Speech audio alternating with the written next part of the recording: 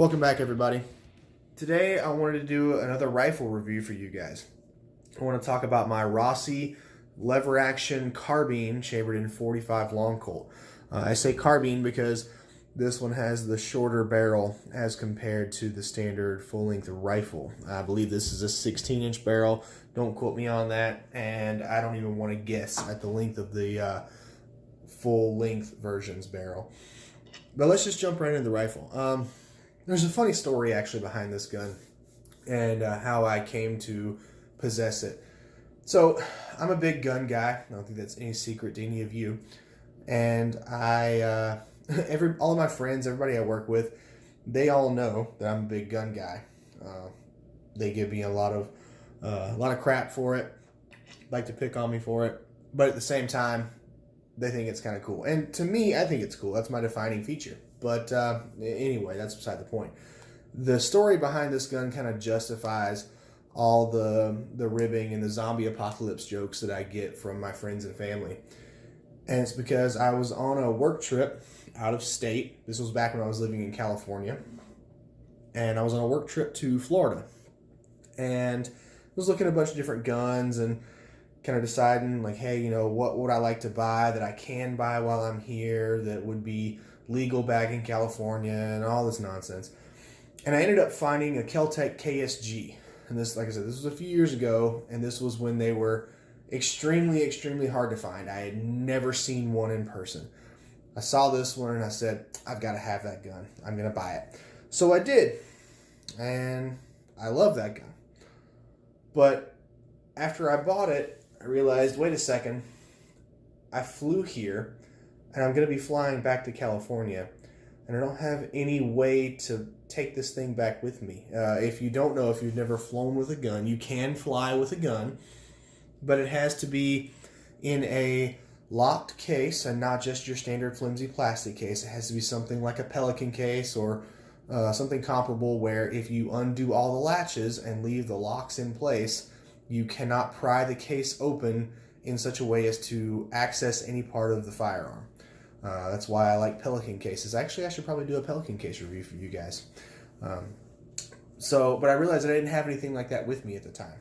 And said, well, crap, I need to find a Pelican case. And I kind of used up all of my expendable cash that I had at the time on the KSG. I didn't have money to go buy a case to ship the KSG back with me in.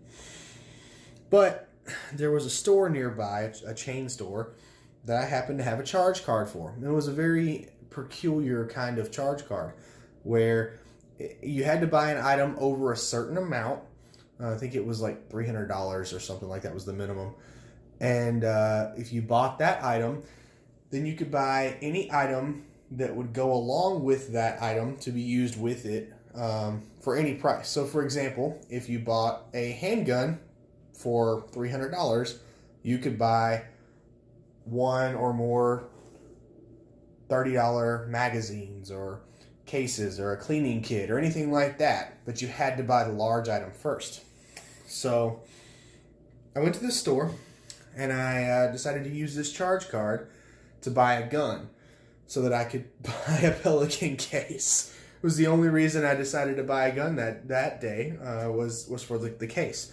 And I'm looking at the different guns, and I'm looking at the P90 or PS90 they had, and I'm just like, well, I want that, and I could probably buy that and take it back with me, but I don't really want to deal with the legalities, and it's actually horribly illegal to do that. So I decided against it per California's bullshit laws. I decided that I wasn't going to break any of those laws. They had a Benelli M4. They had a few other things. They were just rather expensive guns, and pretty much everything else I wasn't interested in at that particular store.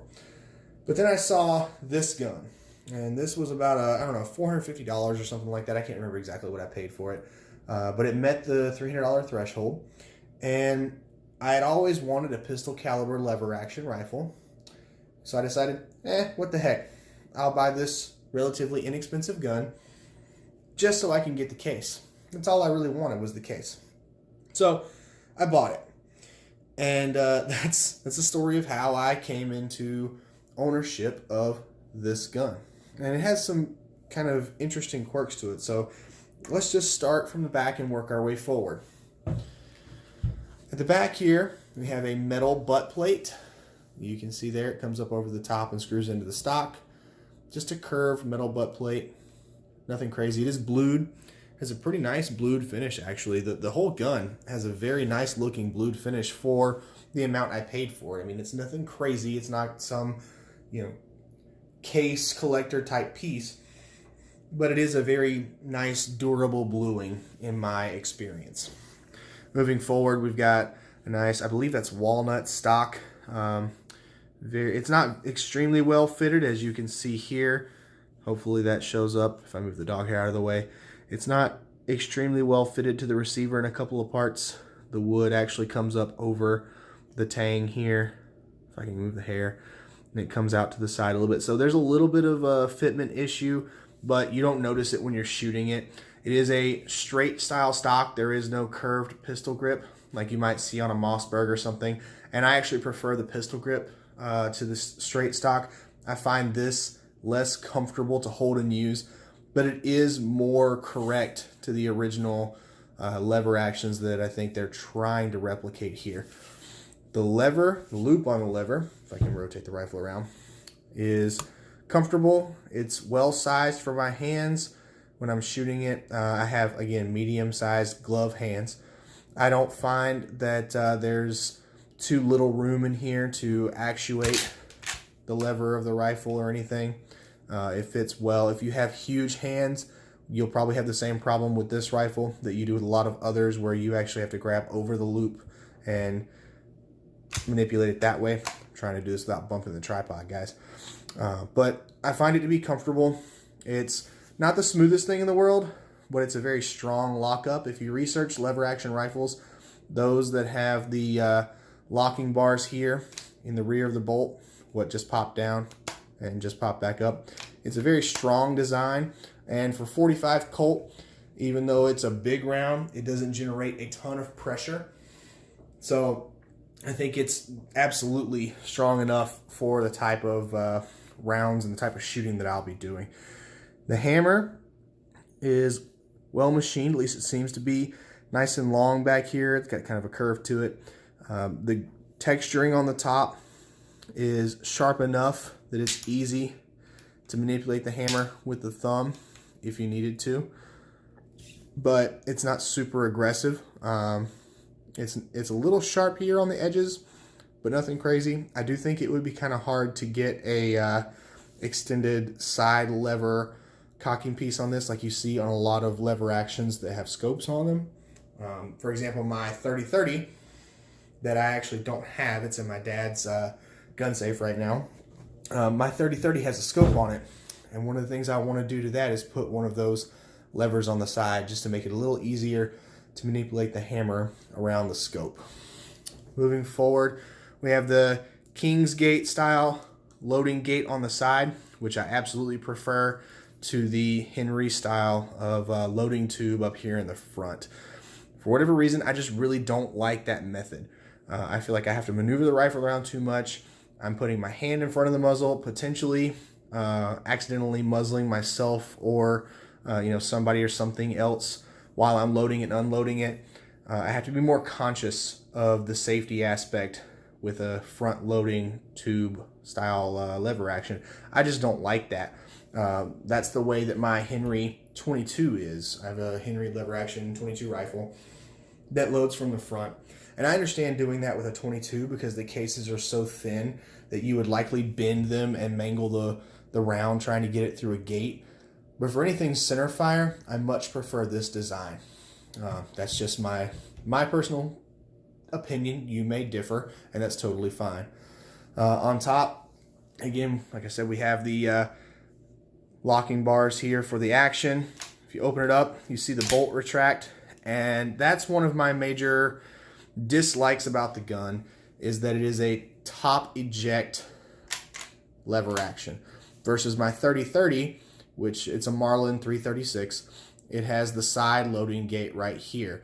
Now, I understand, at least to my understanding, to my research that I've done, it seems like Rossi was trying to go for a more authentic Western cowboy style design with this gun. So they used the straight comb stock, or the straight stock, I should say, straight grip. They used the top eject type bolt with these vertical locking bars here. I wish they had done a side ejection port, because for me, I wasn't looking for authenticity in this rifle. I was looking for a case, but in looking at the rifle itself, I would have rather had something where I could have mounted an optic, maybe not a scope, but a red dot or something on top of this, just to make a little bit, make it a little bit more functional. I did use this as a home defense gun in California. Luckily, I never had to actually use it, like shoot anybody with it, thank God. But I did put it in the rotation because I was in California, and it's a fairly non-scary looking gun. I mean, it just looks like a traditional whatever. This is absolutely, totally, perfectly 100% legal in California. So if I did have to use it for home defense and it went to court with the crazy people that live in California, possibly being on the jury, they would have less cause for concern of me using this to defend myself than something like even a California compliant AR or something like that. So those are also some of the reasons that played into why I bought this gun over others.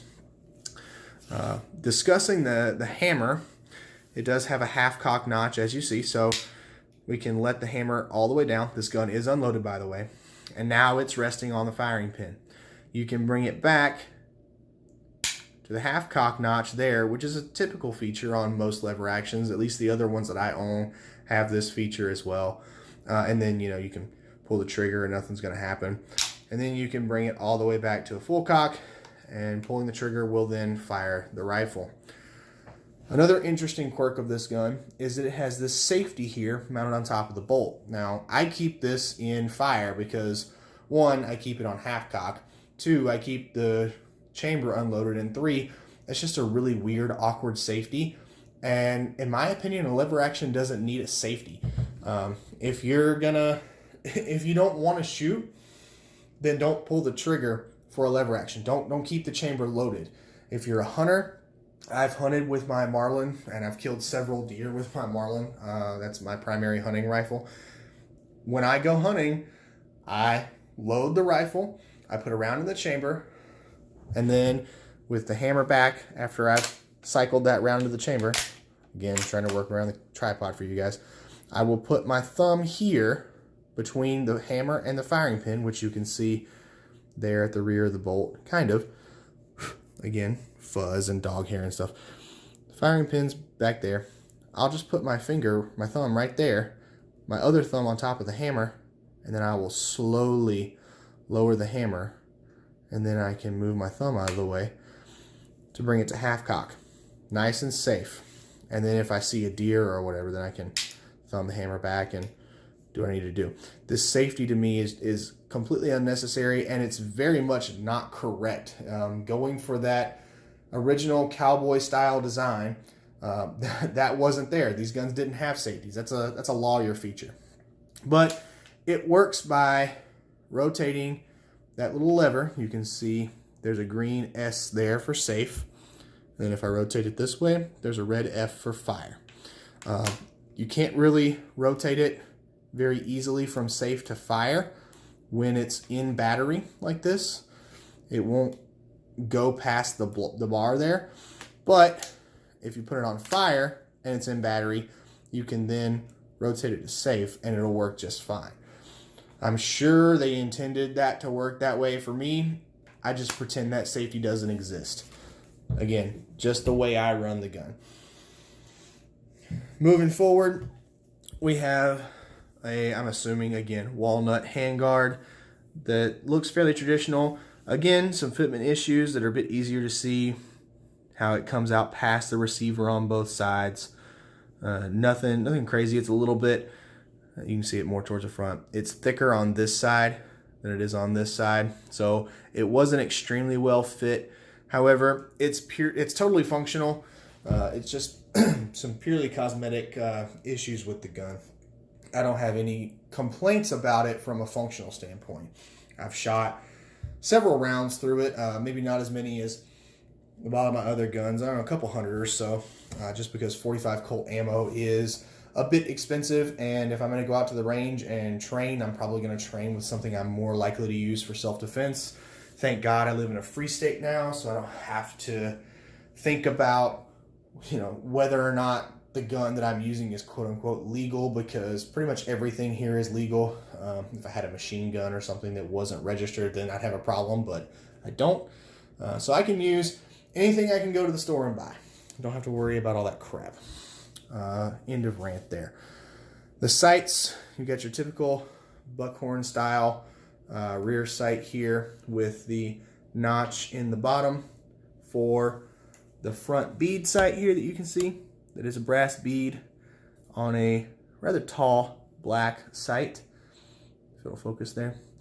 The sights are all right. Now, there was one thing I noticed when I got this thing back to my apartment in California. I was looking at it, I took it out to the range and stuff, and I noticed that the sights, and this may not come across well on camera, were they were very off-center. You can see it there in the front sight, more so than the rear sight. You see how it's pushed more to the left? It's not very centered. The rear sight is adjusted more to the right. It's not centered on the gun either. Here, let's see if I can show that on camera. You can kind of tell that it's off-center to the right. In person, you can just look at this and tell that the sights are not centered down the barrel. And of course, being the the individual that I am and the experience that I've had with guns, I saw that and went, oh, well, they just must not have regulated those sights from the factory. They threw them on there and called it good. It's a Rossi. Rossis are not known for the best quality. So I decided I was going to center those sights as best I could with a hammer and a punch, and then take it out to the range and sight it in from there. And I found that I was hitting way, way, way off. And after several rounds of getting consistent groups off to the side, I realized that the sights were actually fairly well regulated, I should say, from the factory, so that it would hit point of aim. I sighted this rifle in, I believe, at 50 yards, and just because it's a 45 Colt and it's going to drop fairly significantly, in my opinion, past that point. Plus, I wanted to use it for home defense, so I figure if I get a 50-yard zero on it, and I'm only going to be using it at more likely 10 feet or less, I'll be able to hit whatever I'm aiming with the sights on, if I do, God forbid, have to use it. So I adjusted the sights back to where they were from the factory, and now this thing is dead on at 50 yards. Don't ask me why the sights are so far off. I don't know if they just cut the dovetails at an angle, or if it's a bad barrel or what. I don't know. Again, Rossi's not known for the best quality. I didn't buy the gun because I thought it was an awesome gun. I bought it because I needed to get a case. But it's actually a really fun gun to shoot. In 45 Colt, this gun has a very pleasant recoil impulse. It's enough to let you know that you're shooting something. I mean, it's not a 22, obviously, but it's not so much that it's painful to the shoulders. Even with this metal plate back here, even before I put this sling on it, which I'll get to in a minute, it doesn't kick you hard. It's kind of a gentle and consistent push. So it's a fun gun to shoot, expensive but fun. It's kind of that nostalgic feeling. A lot of people like manually activated, manually cycled repeating guns like lever actions or bolt actions, because you get more interaction with the gun than you do with something like a semi-automatic. It's just kind of a more primal, more personal feel. I had a friend that was really wanting a lever action, but he had no experience with lever actions. He just thought they were cool. And he was debating on whether or not to buy one and what he wanted to get. And I told him I had this gun, and he jumped at the opportunity to go out to the range with me to shoot this. And as soon as he shot this, I think it was the very next week, he bought a Marlin. I can't remember the model number, but it was a stainless steel Marlin with a wood laminate stock, chambered in 357 Magnum, and it had the the Picatinny rail on top, so you can mount a red dot or something like that. This friend of mine happened to be moving to California in the next few months or so. So that was part of the decision process for him as well, same as kind of when I was thinking about whether or not this would be a good gun to pick. He moves to California, he has a lever action, he has to defend himself or his family in their house. It's not a scary gun. It's not gonna portray that evil baby killing mentality or presence, I guess, to the people who vote in California that might be on a jury of his peers. But anyway, I said I was done with that rant. I apologize. But he shot this gun and he absolutely loved it. If you've never fired a lever action rifle before, you need to give it a try. It is a ton of fun. I don't care what caliber it's in, as long as it's not unpleasant to shoot. Maybe if you're inexperienced with guns, maybe you don't want to go fire a 45 Colt lever action for the first time. But a 22, a 30-30, a 357, 44 Magnum, 45 Colt, any of those calibers, the more intermediate style or pistol calibers, I would say, would be a great experience for anyone to fire, and you should definitely try it. Other than that, I don't have any major complaints about the gun. There's not much else to say about the gun itself. The magazine tube here does come flush to the end of the barrel. So if you wanted to get this as a project gun and you wanted to thread the end of it, you would have to remove the band, remove the rear sight, put the band on behind the rear sight, and then trim this magazine tube down just a little bit shorter so that you could thread it. But I think that would give you more than enough room to thread it to put a suppressor on it, especially in this 45 caliber model. It would be a gunsmith project for sure, unless you are very competent with your tools and you know exactly what you're doing, especially the threading piece, because you would want the threads to be concentric. And if they're not, you're going to get a baffle strike, and that would not be good for the suppressor or the gun. I wouldn't pick this as my first choice for a suppressor hose for a lever action, just because there are so many little quality issues with it, like the fitment of the furniture and the sights having to be noticeably drifted to the sides, the front sight being more to the left and the rear sight being more to the right, just to hit the target. The elevation was fine, but the windage was horribly off. I would worry that there was some other quality concern there that would make me not want to choose this as a suppressor hose. And again, this is a sample size of 1. This could have just been a bad gun. Not a bad gun. It works just fine. This could have been a poorer quality example of the gun. However, a lot of the reports and stories I've heard of Rossi's and Tauruses, which if you don't know, Rossi and Taurus are the same company. They're out of Brazil. It would just make me a little bit more nervous about it. Let's look at some of the markings on the gun. Here on the bottom of the receiver, you have the model number, if it'll focus. This is a model R92. There's my serial number. And then you can see the import markings and the manufacturer markings there on the right side of the barrel underneath the rear sight. Nothing too crazy. Now, as far as accessories go, I have seen a couple of different things for this gun. This sling, it's a leather sling. I got this from Brass Stacker. It's a very nice sling. The rifle does not come with any way to mount a sling on it at all. And I wanted a sling on the rifle, so I went to Brass Stacker and saw that they have these adapters. They have them for Henrys, for Rossi's, for several other guns. I got one for my Rossi and one for my Henry. And what they do is you tell them what model it is, caliber, all that good stuff. And they include this adapter for the front magazine tube that just screws on with that hex screw there. Or not hex, I'm sorry. Hex. Whatever it is. It's not a Phillips head. That screw. And that will allow you to mount a traditional sling swivel there. You get the sling, and then towards the back we have this leather cupping piece that just snaps on with a couple of snaps. Just fit it to the rifle. It was very tight at first, loosens up over time, but I've never had any issues with this slipping off or being uncomfortable or anything like that.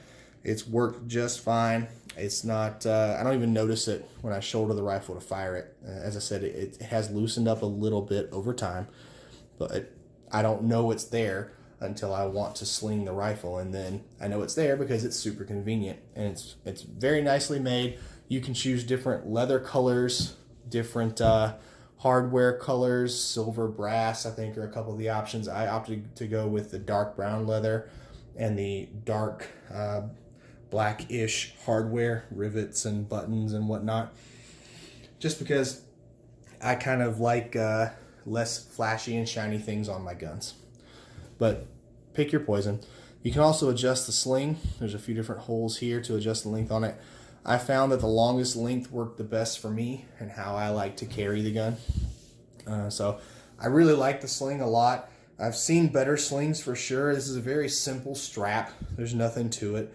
But for what the gun is and how light it is, it works well on both this and my Henry 22 lever action rifle.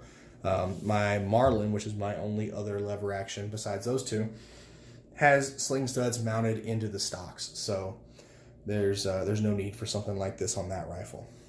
I've also seen Skinner sights available for it. If you've never looked into Skinner sights, they're pretty awesome sights in my opinion. I haven't gotten any personal experience with them, but based on the type of sight they are, I think they would be fantastic.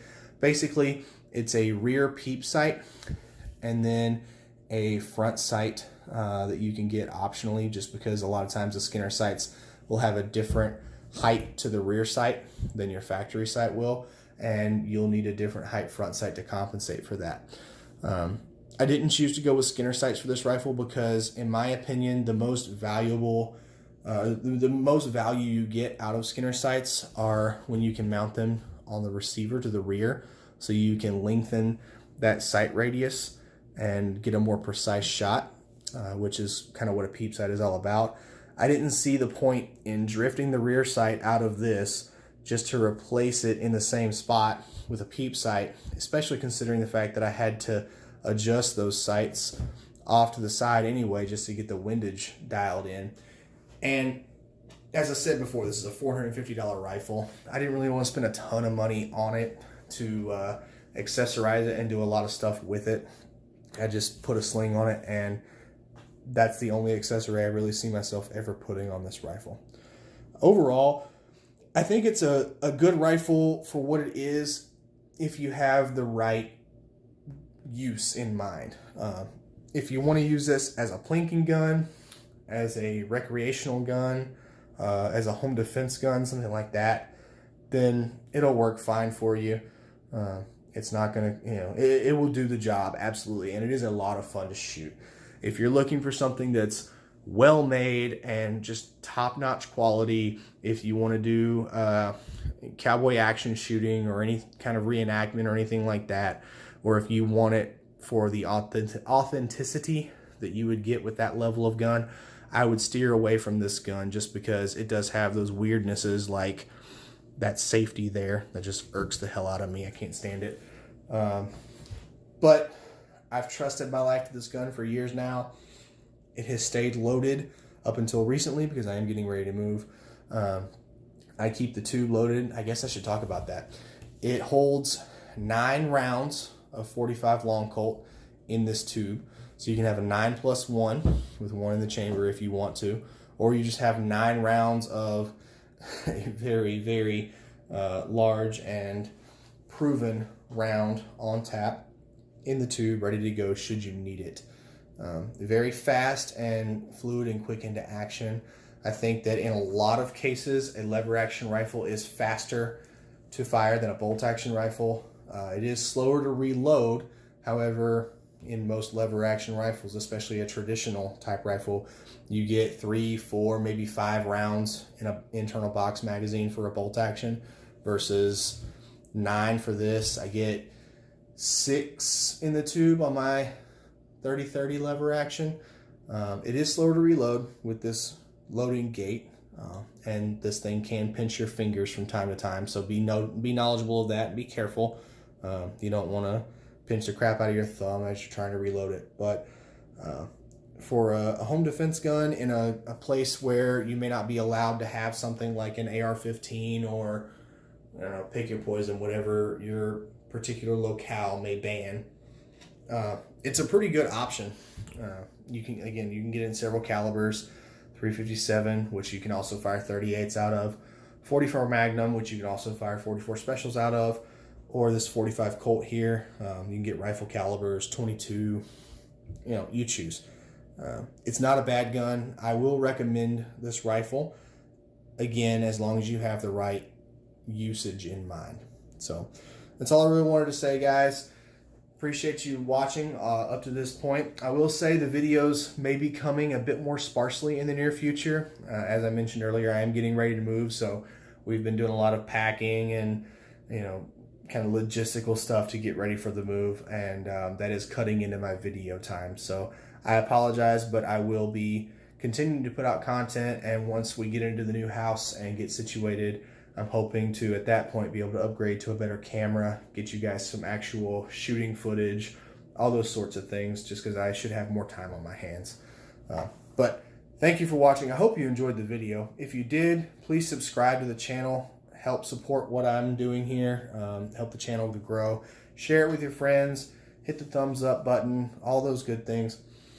And if you have any questions about this gun or anything else for that matter, post those down in the comments below. If there's something that you'd like to see me do a video on, put that down there as well. And just let me know what you thought overall. So thanks again, guys. Y'all take it easy. Roll Tide. And I'll see you next time.